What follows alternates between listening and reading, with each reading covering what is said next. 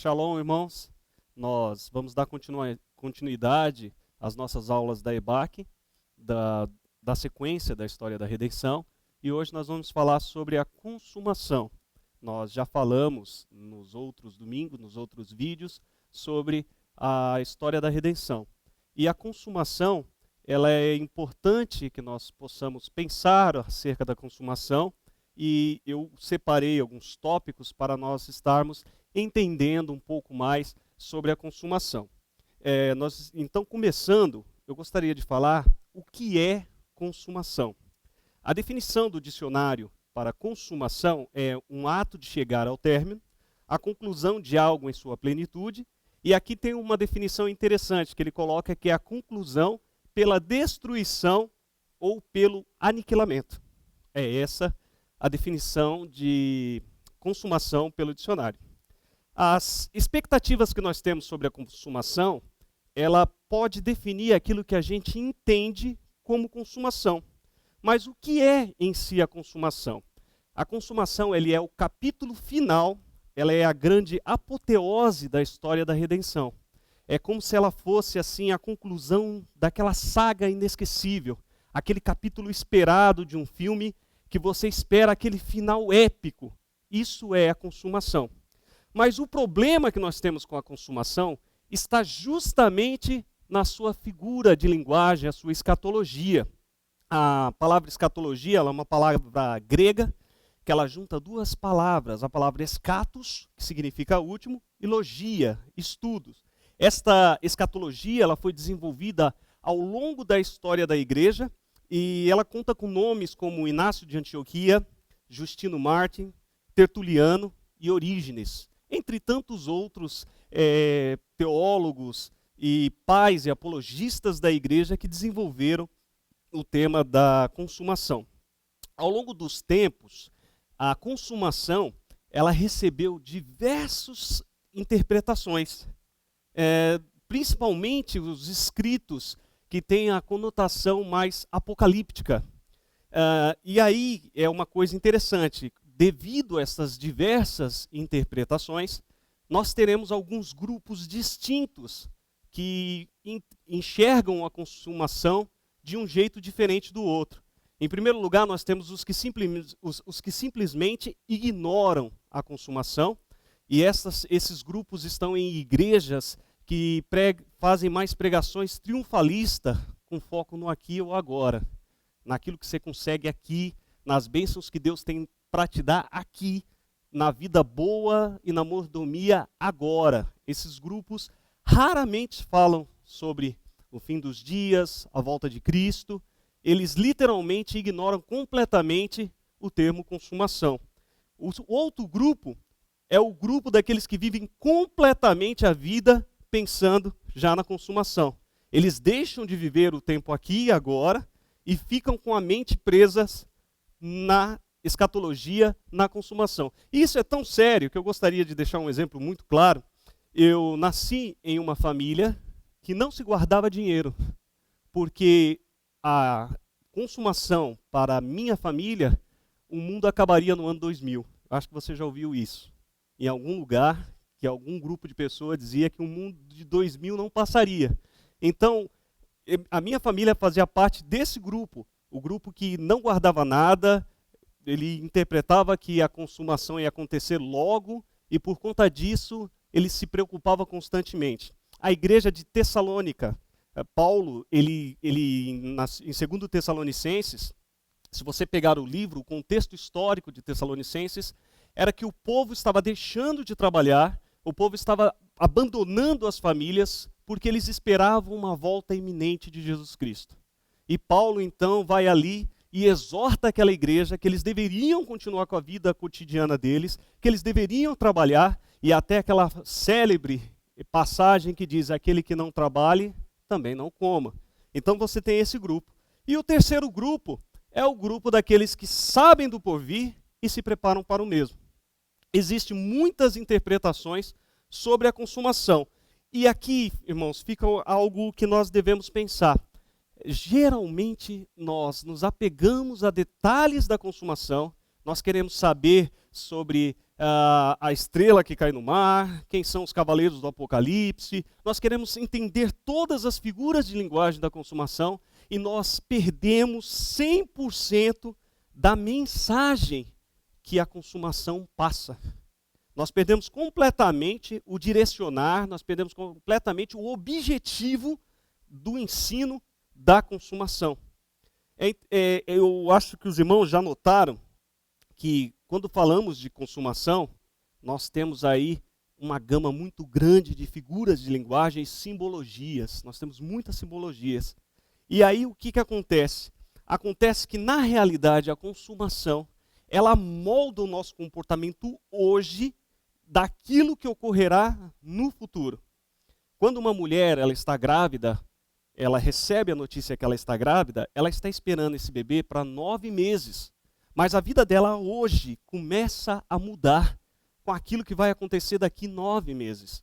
Quando uma pessoa ela recebe a notícia numa empresa, vamos assim usar o exemplo, que ele vai se mudar para algum outro país dentro de alguns meses, tudo aquilo que ele faz a partir daquela notícia é refletindo em algo que acontecerá no futuro. Onde ficarão os móveis, se devemos cumprimentar os parentes, afinal de contas não sabemos quando nós iremos voltar. Então tudo isso que ele faz pensando no futuro. E é isto que nós precisamos entender. Nós precisamos entender que a consumação, ela molda o teu futuro hoje daquilo que ocorrerá no futuro. Essa é a mensagem da consumação. Falando em consumação, dentro dos tópicos que nós queremos falar, nós falamos o que é consumação e agora nós queremos falar um pouco sobre cosmovisão. Cosmovisão é um termo teológico, cunhado aí no século XVI e XVII, que na realidade ele não foi cunhado na teologia e sim na filosofia. E a cosmovisão, ela diz qual é a sua ideia, é a ideia que você tem de mundo, que você tem de Deus, que você tem acerca da vida. Isso é cosmovisão. O nosso comportamento como cristão, ele será moldado conforme a nossa percepção e entendimento daquilo que é consumação. Conforme for a sua percepção, a sua cosmovisão, você vai perceber a consumação. E é isso que é cosmovisão, ou seja, a cosmovisão é quando nós olhamos, pensamos, agimos acerca do mundo e de tudo. Se a nossa cosmovisão for moldada pelas Escrituras, ela será voltada para uma vida cristã sadia com Deus. Agora, se a nossa cosmovisão ela não é voltada para as Escrituras, para aquilo que é a consumação, nós teremos uma vida mais opaca, uma vida mais sem um relacionamento tão íntimo com Deus. Um exemplo básico disso, irmãos, é como se alguém recebesse hoje, em uma consulta, um diagnóstico de um médico que virasse para a pessoa e falasse assim, daqui 50 anos você terá uma doença grave. Geralmente, em geral, essa pessoa não mudaria o viver dela, ela não mudaria os costumes dela, ela não mudaria aquilo que ela está fazendo. Por quê? Porque não está no seu campo de visão. E tudo aquilo que não está no nosso campo de visão, geralmente nós não nos importamos. E aqui é algo que nós precisamos entender. Geralmente, quando nós queremos saber da consumação, geralmente as pessoas querem saber os detalhes da consumação, não para ter uma vida mais íntima com Deus, mas para saber quanto tempo ela ainda tem, quanto tempo ainda resta, quando é que vai acontecer estas coisas. E aqui fica uma característica que muitos de nós, de deixarmos para a última hora, para os 47 do segundo tempo, aquilo que nos é importante. Com certeza você já ouviu alguma pessoa que diz assim, olha, quando eu for mais velho, eu aceito a Jesus Cristo, eu vou servir a Deus. Agora não, agora eu estou jovem, eu quero comemorar a vida, eu quero viver minha vida. E isso é uma coisa que acontece principalmente com a questão da consumação. Mas é interessante que Paulo, recomendando à igreja em Romanos, no capítulo 13 de Romanos, do 11 a 14, ele diz que nós devemos despertar do sono, porque a nossa salvação está próxima. Sendo assim, Paulo está ensinando a igreja a colocar a consumação no seu campo de visão, para que ela possa, então, ter e entender qual é o comportamento que ela precisa ter. É interessante nós olharmos esse capítulo 13 de Romanos, porque do 1 ao 11, Paulo vai dando os indicativos, e esses indicativos vai mostrando aquilo que irá acontecer, como as coisas ocorrerão. Mas da metade do 11 até mais ou menos o 12 ou 13, são os imperativos, aquilo que o cristão precisa fazer. E entre essas coisas, ele diz que nós devemos deixar a glutonaria, deixar o pecado, deixar a idolatria, se encher de Cristo Jesus. Então ele diz isso, qual é o comportamento que a igreja tem que ter. É justamente esse o efeito que a consumação precisa ter no cristão. Outro termo muito usado, que nós usamos muito consequentemente, nós usamos muitas vezes esse termo, é o termo já e ainda não. Ou, como a galera diz, o só que não, né? Sim, só que não, mas é o já e o ainda não. É um termo usado na teologia para determinar algo que já aconteceu, mas não plenamente. A exemplo disso, podemos dizer que o capítulo, se a história da redenção terminasse exatamente na redenção, isso seria incompleto. A história da redenção seria incompleta. Jesus veio, ele estabelece o caminho até Deus, ele estabelece o reino de Deus, nos faz santos e vivemos hoje o que chamamos do já e o ainda não. Ou seja, Jesus estabeleceu o reino de Deus, nos deu vida eterna, porém este reino ainda não foi estabelecido completamente. Nem todas as coisas estão sujeitas a Deus. É tão notório isso porque nós somos santos, mas ainda sofremos com o efeito do pecado. Nós dizemos, o reino de Deus foi estabelecido, mas nós continuamos orando dizendo, venha o teu reino. Então nós vemos que nem todas as coisas estão debaixo do domínio de Deus. Jesus estabelece esse reino, nós somos nova criatura, mas nós aguardamos um novo céu e uma nova terra. E isso Paulo nos diz que no momento que nós vemos, hoje, do jeito que nós vemos, isso em 1 Coríntios 13, 12, diz assim, vemos em um espelho vagamente, mas depois veremos face a face. Agora eu sei em parte, então o conhecerei plenamente, como sou plenamente conhecido por Deus.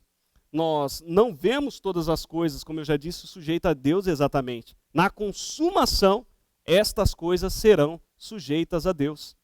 Se a história da redenção acabasse na redenção, ela seria incompleta, como nós falamos. Somente teremos um corpo glorificado, e aqui é uma coisa que é interessante, nós sofremos com os efeitos da morte. Haja vista o que nós estamos passando hoje no mundo. Os efeitos da queda ainda nos alcançam, mesmo com Jesus estabelecendo o reino de Deus, com Jesus estabelecendo a era da redenção. Mas na consumação, nós teremos um corpo glorificado, conforme está lá em Filipenses 3, 20 a 21, que diz, mas a nossa cidade está no céu, de onde também esperamos o Salvador, o Senhor Jesus Cristo, que transformará o nosso corpo abatido para ser conforme o seu corpo glorioso, segundo o seu eficaz poder de sujeitar também a si todas as coisas. Outro termo muito usado, e é um termo que traz diversas interpretações, é o termo fim dos tempos. O problema é que nós temos geralmente uma visão hollywoodiana do fim dos tempos, né? Nós temos aqueles filmes que dão aquela destruição, mega destruição, aquele desespero monstruoso. Mas olha que coisa interessante, ainda sobre a consumação.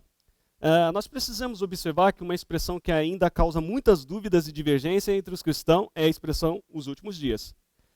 No relato da descida do Espírito Santo, em Atos 2, o relato do Pentecoste, quando vemos Pedro, quando ele toma a palavra, Pedro cita o profeta Joel. Em Atos 2,16, eu lerei para os irmãos, Atos 2,16 e 17, ele diz assim, mas isto é o que foi dito pelo profeta Joel. E nos últimos dias acontecerá, diz Deus, que do meu espírito derramarei sobre toda a carne, e os vossos filhos e vossas filhas profetizarão, e os vossos jovens terão visões, e os vossos velhos sonharão sonhos. Ao citar o profeta Joel, se você for lá no capítulo do profeta Joel, você vai notar uma coisa um pouco estranha. Não existe no original o "e no fim dos dias". Pedro adicionou isso. Foi Pedro que colocou esse termo "e no fim dos dias", ou no fim dos tempos, para algumas versões. No original, no capítulo 2, se não me falha a memória, 2:6 de Joel, não tem esse termo "e nos últimos dias". Ao citar o profeta Joel, ele adiciona o "nos últimos dias", e esta expressão, ela não está lá, mas não só Pedro usa esta expressão. Paulo também, a Timóteo, 2 Timóteo 3:1, ele diz que nos últimos dias os tempos seriam difíceis porque as pessoas seriam avarentas. E o que é mais interessante é que Timóteo estava vivendo esses dias. Timóteo estava tendo diversos problemas com pessoas avarentas. E também em 1 João 2,18, João declara: filhinhos, já é a última hora. Ou seja, João coloca o fim dos dias no agora. O fim dos dias, meus irmãos, e é aqui algo que é interessante, porque as pessoas falam, e quando virá o fim, quando será o fim dos dias? Os fins dos dias, ele já foi inaugurado há 2000 anos. Estas passagens não se referem aos dias de hoje. Lá na frente, não é assim. Essas passagens já se referiam ao dia destes homens. Os últimos dias já foram inaugurados. Nós já estamos vivendo os últimos dias. E é por isso que é tão delicado quando a gente olha essa questão dos últimos dias e nós postergamos estas coisas para um futuro ainda. Na realidade, nós já estamos vivendo esses últimos dias. E esta é uma realidade que muitas vezes nós não observamos. O que acontece é que a consumação sempre vai despertar em nós dois tipos de sentimentos. Ou os que estão totalmente relaxados e alheios aos sinais, fazendo parte daqueles grupos que nós estamos falando, ou aquelas pessoas que têm medo de cada terremoto, cada rumor de guerra, cada pandemia, estão assustados, morrendo de medo do fim. As pessoas ficam, meu Deus do céu, é o fim dos tempos. Toda vez que nós temos um terremoto, uma notícia de guerra, uma grande tragédia, você com certeza já ouviu na boca de alguém, inclusive de pessoas não cristãs, que diz assim, é o fim dos dias, é o fim dos tempos. Mas essas pessoas dizem isso com medo, e muitas vezes nós cristãos, nós temos uma postura de ter medo da consumação. E o que devemos, na realidade, qual é a postura que nós devemos ter? Nós devemos ter a postura daquele que está relaxado, que fala, rapaz, relaxa, tem tempo ainda, isso aí vai longe. Ou nós devemos ter a postura daquele que a cada surto, a cada pandemia, a cada surto de guerra, a cada bombardeio de um Estado Islâmico, oh meu Deus do céu, morrendo de medo. Qual é a postura que o cristão deve ter? Eu chamo a atenção dos irmãos que a postura que o cristão deve ter é de estar vigilante e de confiante. Nós devemos estar atentos, não com medo. E confiantes, pois se observarmos cada oráculo, cada profecia que se refere à consumação, que tem alguma conotação apocalíptica, observe que todas elas, quase, se não todas, irmãos, terá uma nota de consolo e de alegria para os filhos de Deus. Como em Malaquias, olha, eu até listei algumas, como Malaquias 4:2, Mateus 24, 45, 47, Daniel 12, 13, entre tantas outras.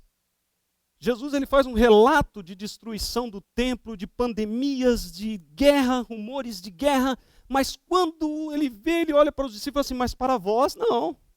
Se estiveres em mim e eu estiver em vós, olha, vai dar tudo certo. Daniel foi um homem que viu, é um dos livros mais escatológicos da Bíblia. Daniel, ele viu destruição, ele viu tantas coisas, mas se você pegar o finalzinho de Daniel, realmente o capítulo 12, versículo 13, lá embaixo, qual é a recomendação para Daniel? Tu, porém, vai até o fim. Em outras passagens bíblicas nós olhamos que Deus olha para o povo dele e diz assim, mas para vós nascerá o sol da justiça. Irmãos, precisa nascer o sol da justiça em nossas vidas. O cristão, ele não pode ter o terror da consumação no coração. Eles têm que ter a consumação no seu campo de visão, para que esta consumação molde o comportamento dele hoje. O que acontece muitas vezes é que nós queremos nos santificar aos 47 do segundo tempo. E é por isso, sabe o que está aparecendo muitas vezes quando nós entramos nessa questão da consumação? Aquele aluno que não estuda, chega na escola e fala assim, hoje tem prova.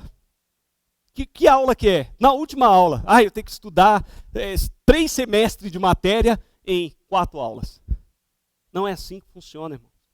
Nós precisamos colocar a consumação no nosso campo de visão, sabendo da nossa responsabilidade como cristão, nossa responsabilidade como filhos, como povo eleito, como raça santa.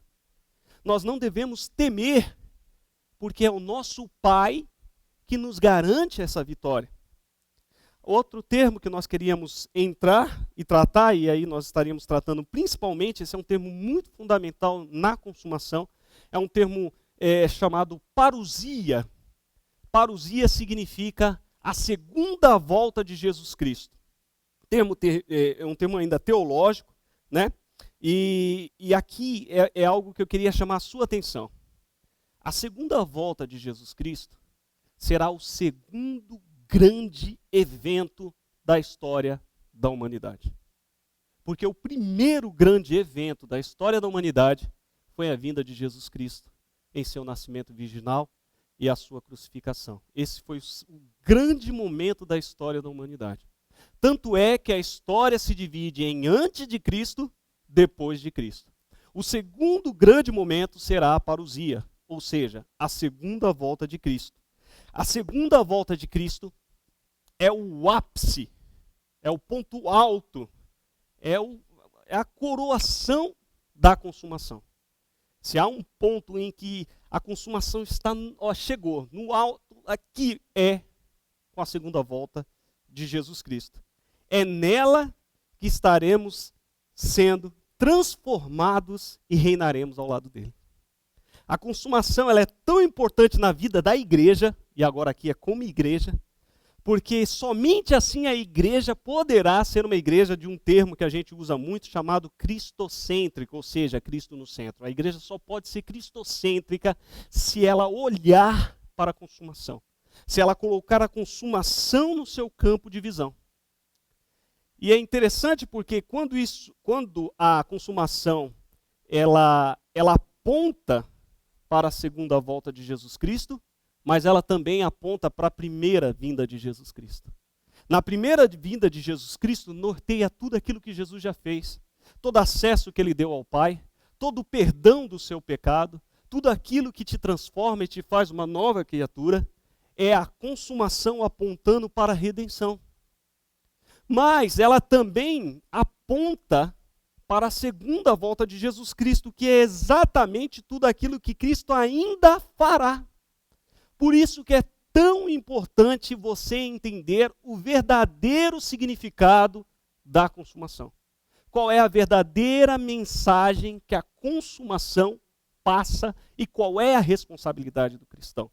O que nós vemos hoje é uma verdadeira esfarrela, uma verdadeira, como é que eu posso dizer, uma verdadeira bagunça acerca de figuras de linguagens apocalípticas, ou quando será, principalmente em momentos como esse que nós atravessamos hoje, quantos profetas de calamidade não se levantam nesses momentos para justamente aproveitar o momento e colocar ou mais medo no coração, ou trazer uma segurança que às vezes não é verdadeira.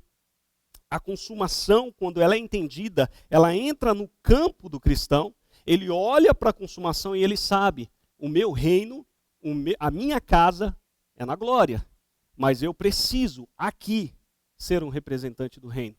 A consumação, ela somente terá sentido se na sua vida ela apontar para a redenção e para a segunda volta de Jesus Cristo.